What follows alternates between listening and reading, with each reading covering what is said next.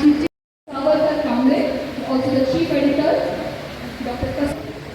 Dr. Adiyappa Deepak Gaikwad, Marathi Section Editor, all the Savarkar Kamble, Dr. Deepak Gaikwad.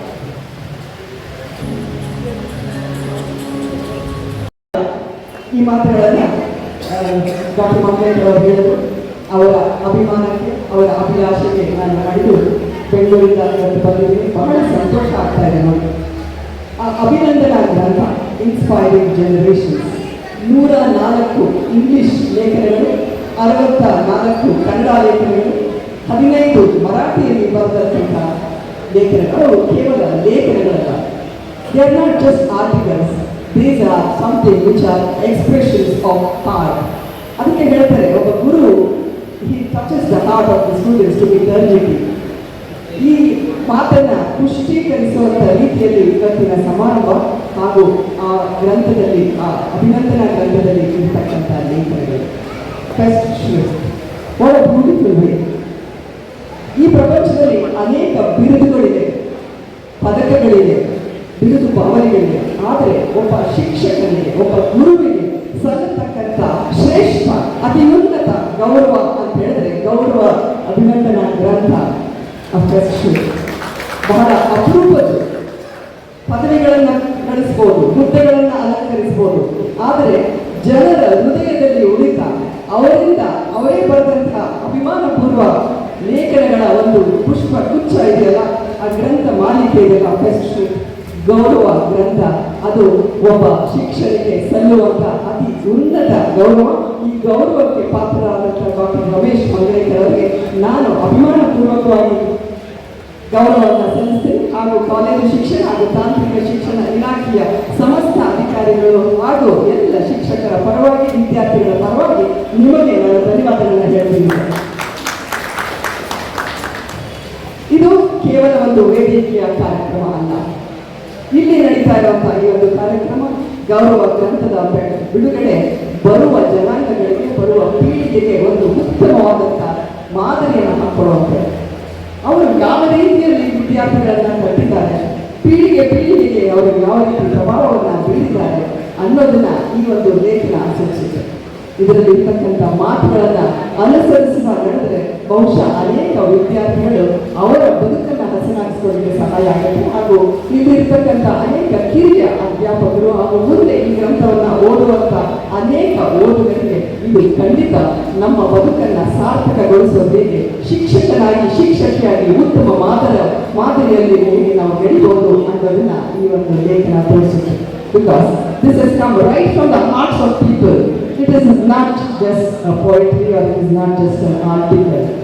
ಇಲ್ಲಿ ಮಾತಾಡಿದಂಥ ಪ್ರತಿಯೊಬ್ಬರು doctor ಮಂಗಳೇಕರ್ ಅವರು ಅವರ ಜೀವನವನ್ನು, ಅವರ ಬದುಕನ್ನ ಹೇಗೆ ಬೇರೆ ಬೇರೆ ರೀತಿಯಲ್ಲಿ ಟಚ್ ಮಾಡಿದ್ರು, ಮುಟ್ಟಿದ್ರು. ಹಾಗೂ ಇವತ್ತು ಅವರು ಇರ್ತಕ್ಕಂಥ ಸ್ಥಾನ ಬಹಳಷ್ಟು ಆ ಗುರುಗಳಿಂದ ಬಂದಿದ್ದು ಅಂತ ಹೇಳ್ತಾ ಇದ್ದಾರೆ. ಅದನ್ನ ಕೇಳಿದಾಗ ಎಷ್ಟು ಸಂತೋಷ ಆಗುತ್ತೆ ನಿಜಕ್ಕೂ. ಇವತ್ತು ಅದಕ್ಕೆ ಹೇಳ್ತಾರಲ್ಲ, teaching is the mother of all professions, it's the maker of all professions ಅಂತ ಹೇಳ್ತಾರೆ. ಇವತ್ತು ಅವರ ಒಂದು ಅನುಭವದ ಮೂಸೆಯಲ್ಲಿ ಬೆಳೆದಂತ ಬಹಳಷ್ಟು ಪತ್ರಕರ್ತರಿದ್ದೀರಾ, ಬೇರೆ ಬೇರೆ ರೀತಿಯ ಸಮಾಜ ಸೇವಕರಿದ್ದೀರಾ, ಎಲ್ಲ ಬೇರೆ ಬೇರೆ ವಿವಿಧ ರಂಗಗಳಲ್ಲಿ ಕೆಲಸವನ್ನ ಮಾಡ್ತಾ ಇದ್ದಾರೆ. ನೀವೆಲ್ಲರೂ ಅಭಿಮಾನ ಪೂರ್ವಕವಾಗಿ ಈ ಒಂದು ಕಾರ್ಯಕ್ರಮವನ್ನು ಆಯೋಜನೆ ಮಾಡುವುದು ನೀವು ಅವರಲ್ಲಿಟ್ಟಿರುವಂತಹ ಗೌರವವನ್ನು ಸೂಚಿಸ್ತಾ ಇದ್ದಾರೆ. ಬಹಳ ಸಂತೋಷ ನನಗೆ ಈ ಒಂದು ಕಾರ್ಯಕ್ರಮಕ್ಕೆ ಆಗಮಿಸಿ ನನ್ನ ಕೈಯಿಂದ ಇವತ್ತಿನ ಒಂದು ಇನ್ಸ್ಪೈರಿಂಗ್ ಜನರೇಷನ್ಸ್ ಅನ್ನೋ ಪುಸ್ತಕವನ್ನು ಬಿಡುಗಡೆ ಮಾಡ್ತಾ ಇರೋದು. ಖಂಡಿತವಾಗಿ ಈ ಪುಸ್ತಕದ ಮೂಲಕ ಡಾಕ್ಟರ್ ರಮೇಶ್ ಮಂಗಳೇಕರ್ ಅವರ 30 ವರ್ಷಗಳ ಅವರ ಸತತ ಸೇವೆ ಹಾಗೂ ಅವರು ಇವತ್ತಿನ ಹಾಗೂ ಮುಂಬರುವ ಜನಾಂಗಗಳಿಗೆ ಅವರು ಕೊಟ್ಟಿರುವಂತಹ ಸೇವೆಯನ್ನ ಸದಾ ನಾವೆಲ್ಲರೂ ಸ್ಮರಿಸ್ತಾ ಇರೋಣ.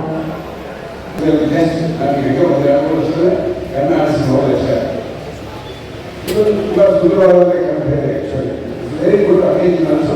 ಕ್ರಿಕೆಟ್ ಮಾಡಿದಂತಹ ಶೋಭಾಗಿಲ್ಲವರು ಕೂಡ ಅದ್ರ ಬಗ್ಗೆ ಕೆಲವೊಂದು ಮಾತುಗಳನ್ನು ಕೂಡ ಹೇಳಿದ್ರೀಗ. ನಾನು ಹೆಚ್ಚು ಮಾತಾಡಲಿಕ್ಕೆ ಇಷ್ಟಪಡೋದಿಲ್ಲ.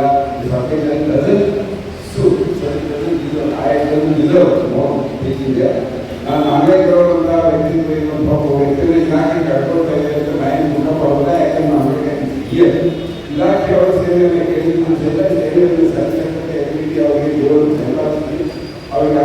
ಕೊಡಿ, ಆ ಯೋಗ್ಯತೆಯನ್ನು ಕೊಡಿ, ಆ ಆರೋಗ್ಯವನ್ನು ಕೊಡಿ ಅಂತ ಕೇಳ್ಕೊಂಡ McIver and Page in their book have pointed out that sociology is about social relationships and the network of relationship we call society. After looking at the number of gathering here, I can say that Manglekar has studied sociology, he taught sociology and also practiced sociology, because by creating the widespread network which is now available in this hall itself, I appreciate his skill for creating these social relationships. Retirement is a milestone chapter in the book of life. Now, sky is not the limit for the life. I wish him happy and healthy retirement life. I also wish him all the success in the new venture of agriculture after retirement. It is said, and very rightly said, we exist by our actions, not by anyone's perception. It is also said,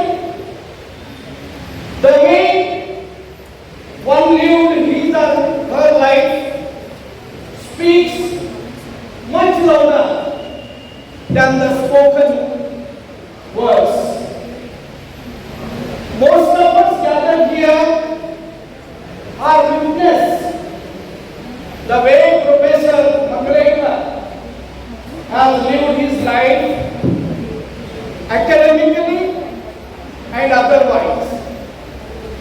Therefore, nothing much to say, but I would like to say few words about Professor Manglekar as I have seen him as my PhD student. Professor Manglekar was my first PhD student. Hence, both of us had many challenges. There were administrative hurdles for registration and statutes of Goa University required a research student to be within the jurisdiction of Goa University, for which with great difficulty we have to take special permission from the Vice Chancellor of Goa University. ಕಸ್ಬರಿಗೆ ಹೇಳಿ sir, ಭಾಳ ಹೊಲಸಾಗಿದೆ college ಅಂದ್ರೆ ಯಾವ ಇರಲಿಲ್ಲ. ನನ್ನ table ನಾವೇ clean ಮಾಡ್ತಿದ್ದೆ, ನನ್ನ chair ನಾವೇ ಕ್ಲೀನ್ ಮಾಡ್ತಿದ್ದೆ. ಆ ಸಂದರ್ಭದಲ್ಲಿ ನಾನು ಬರೋವಾಗ ಕೇಳಿದೆ, ಗೌರವ ಸರ್ ಆಕ್ಚುಲಿ ಇದೆ ಕೋರ್ಸ್ ಬಗ್ಗೆ ಅಂತ ನಾವು ಬರೋವಾಗ ಅಲ್ಲಿ ಚಪ್ಪಲಿ ಕಾಣಿಸ್ತು. ನಾವು ಯಾವ ಬಂದಾರ ಕಾಲೇಜಲ್ಲಿ ಮರಾಠದಲ್ಲಿ ಯಾವ ಇಲ್ಲ ಇಲ್ಲಿ ಯಾವ ಇದ್ದಾರೆ ಅಂತ ಕೇಳಿದ್ರೆ, ಸರ್ ನನ್ನ ಚಪ್ಪಲಿ ಇದೆ ಅಂತ. ನಿನ್ನ ಚಪ್ಪಲಿ ಕಾಲೇಜ್ ಹಾಕೊಂಡಿಲ್ಲ ಸರ್, ನಾವು ಪ್ರೈವೇಟ್ ಕಾಲೇಜಲ್ಲಿ ಡೆಪ್ಯೂಟೇಷನ್ ಬಂದಿದ್ದೀನಿ, ಪ್ರಿನ್ಸಿಪಾಲ್ ಚೇಂಬರ್ ಅಲ್ಲಿ ನಾವು ಚಪ್ಪಲಿ ಹಾಕಲ್ಲ. ದಿಸ್ ವಾಸ್ ಆ ಕ್ಷಣಕ್ಕೆ ನಮಗೆ ಆ ಗುರು ನಾನು ಸಲಾಮ್ ಮಾಡ್ತೀನಿ. ಯಾಕಂದ್ರೆ ಅವ್ರು ಹೇಳಿದೆ, ಗುರು ಈ ಥರ ಪ್ರೊವೈಡಿಂಗ್ಸ್ ಬೇಡ, ನಮ್ಮ ಕಾಲೇಜಲ್ಲಿ ನೀವು ಪ್ರಾಮಾಣಿಕವಾಗಿ ಸೇವೆ ಮಾಡಿದ್ರೆ ಸಾಕು, ಚಪ್ಪಲಿ ನಾನು ನನ್ನ ಜಾಗದಲ್ಲಿ ನೀನು ಹೋಗೋದಿತ್ತು, ನಿನ್ನ ಜಾಗದಲ್ಲಿ ನಾನು ಇರ್ಬೋದಾಗಿತ್ತು. ಇದೇ ಸೆಂಟೆನ್ಸ್ ನಾನು ಹೋಗಿದ್ದೆ.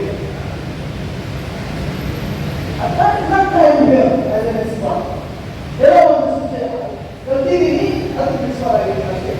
ಅದು ಅವರನ್ನೇ ನೋಡಿ ನಾನು ಕಳಿಸ್ತೀನಿ. So I am always in the small people, very very small people, not big people. So ಈ ವಿಚಾರ ಇಟ್ಕೊಂಡು ನಾನು ಧಾರವಾಡದಿಂದ ಅವರು ಮಾಡಿರುವಂಥ ಸೇವೆ ಇವತ್ತು ಬೆಳಗಾವಿಯಲ್ಲಿ ಮನೆ ಆಗ್ತಾ ಇದೆ. ಇನ್ನೊಂದು ಸ್ವಲ್ಪ ದಿವಸ ಇದ್ದೀನಿ, ಇನ್ನೊಂದು 2 ದಿವಸ ಸರ್ಕಾರಿ ಸೇವೆ ಇದ್ದೀನಿ. ಆದರೆ ನನಗೆ ಒಂದು ಬೆಲೆ ಮುಗಿಸಿದ್ರು ಮೇಡಮ್, ಎಲ್ಲಿ ಸೇವೆಯಿಂದ ಪ್ರಾರಂಭ ಮಾಡಿದ್ದೀನಿ ಅವ್ರನ್ನೆಲ್ಲ ತಿಳಿಯಬೇಕು. ಅದು ನಾವು ನಿನ್ನೆ ನಮಗೆಲ್ಲ ನನ್ನ ಕಲಿ ಕಾರವಾರ ಸ್ಟೂಡೆಂಟ್ಸ್ ಅದಕ್ಕೆ ಬಹಳ ಸಪೋರ್ಟ್ ಮಾಡಿದ್ರು. ಅಲ್ಲಿಂದ ದೂರದಿಂದ more than 50 members came to Belgaum and we had a feast. So, ಆ ನೆನಪುಗಳು ಬಹಳಷ್ಟು ಇವೆ. ನನಗೆ ಅವರು ಹೇಳಿದ್ರಿ ಕಮಿಟಿಯವರು, ಬಟ್ 4 ಮೀಟಿಂಗ್ ಮಾಡಿದಾಗ 4ನೇ ಮೀಟಿಂಗ್ ಆಗುವಾಗ ಈ ಕಮಿಟಿ ಮೆಂಬರ್ಸ್ ಪೂಜಾ ಅವರೆಲ್ಲ ಇದ್ದಾರಲ್ಲ ಅವರು ಸರ್ ನೀವು 8 ನಿಮಿಷದಿಂದ ಜಾಸ್ತಿ ಮಾತಾಡೋಂಗಿಲ್ಲ. ಆದರೆ ಇವತ್ತು ನಾನು ಅವ್ರಿಗೆ ಹೋಗ್ತಿದ್ದೀನಿ, ಅದು 8 ನಿಮಿಷ ಮಾತಾಡೋದು ನಾನು ಸ್ವಲ್ಪ ಜಾಸ್ತಿ ಮಾತಾಡ್ತೀನಿ. ಯಾಕಂದ್ರೆ ಆ ಭಾವನೆಗಳನ್ನ 8 ನಿಮಿಷದಲ್ಲಿ ಹೇಳ್ಬೇಕಾದ್ರೆ ಬಹಳ ಕಷ್ಟಕರವಾದಂಥದ್ದು. ದಯವಿಟ್ಟು ಯಾವುದೇ ತಗೊಳಕ್ಕಾಗಲ್ಲ. ಎಲ್ಲರೂ ನನಗೆ ಎಲ್ಲೋ ಪ್ರೀತಿಯಿಂದ ನೀವು ನೋಡ್ಕೊಂಡಿರಿ. ನಾನು ನಿಮ್ಮ ಜೊತೆ ಕೆಲಸ ಮಾಡುವಾಗ ತುಂಬಾ ಸಂತೋಷದಿಂದ ಅನ್ಕೊಂಡಿದ್ದೀನಿ. ಈ ನಿಮ್ಮ ಬಗ್ಗೆ ಹೇಳಬೇಕಾದ್ರೆ ನನಗೊಂದು ಹಿಂದಿ ಪೋಯಮ್ ಸೆಂಟೆನ್ಸ್ ನೆನಪಾಗಿದೆ. कि मालूम नहीं कोई मोल नहीं मेरा, कि मालूम नहीं कोई मोल नहीं मेरा, फिर भी आप जैसे कुछ अनमोल लोगों से मेरा रिश्ता जुड़ गया, यही मेरे लिए बहुत काफी. ನೀವೆಲ್ಲರೂ ಅನ್ಮೋಲ್ ಇದ್ದೀರಿ. ಇಂಥ ಅನ್ಮೋಲ್ ಜನರ ಜೊತೆಗೆ ನಾನು ನನ್ನ ಬಾಂಧವ್ಯ ಹೊಂದಿದೆ, ನನ್ನ ಋಣಾನುಬಂಧವನ್ನು ಹೊಂದಿದೆ. ನನಗನ್ಸುತ್ತೆ ನನ್ನ ಲೈಫಲ್ಲಿ ಫಸ್ಟ್ ಟೈಮ್ ನಾವು ಯಾವಾಗ ಭೇಟಿಯಾಗಿದೆ ಈ ಒಳಗಿಂದ ನೋಡಿ ಯಾವಾಗ ಭೇಟಿಯಾಗಿದ್ದೀನಿ. ಅದು ಆ ಕ್ಷಣದಿಂದ ಇವತ್ತಿನವರೆಗೆ ಬಹುತೇಕವಾಗಿ 99.99% ಎಲ್ಲರ ಜೊತೆ ಆ ಕ್ಷಣ ಆ ಸಂವಾದ ನಾವು ಈಗಲೇ ಪಡ್ಕೊಂಡಿದ್ದೀನಿ. ಅವರು ನನ್ನನ್ನು ಸರ್ವ್ ಮಾಡಿದ್ದಾರೆ, ಅವರು ನಮ್ಮ ಜೊತೆಗೆ ಇದ್ದಾರೆ. ಈ ಋಣಾನುಬಂಧ ಈ ಕ್ಷಣದಿಂದ ಅದು ಯಾವಾಗ ನೀವು ಥ್ಯಾಂಕ್ಸ್ ಹೇಳಿ ಅಥವಾ ನಿಮಗೆ ಧನ್ಯವಾದಗಳನ್ನು ಹೇಳಿ ಆ ಋಣದಿಂದ ಮುಕ್ತಾಗಲಿಕ್ಕೆ ನಾನು ಬಯಸೋದಿಲ್ಲ. ಆ ಋಣ ನನ್ನ ಜೀವನ ಕೊನೆವರೆಗೂ ಇರಬೇಕಂತ ಬಯಸ್ತೀನಿ. ಆ ಋಣ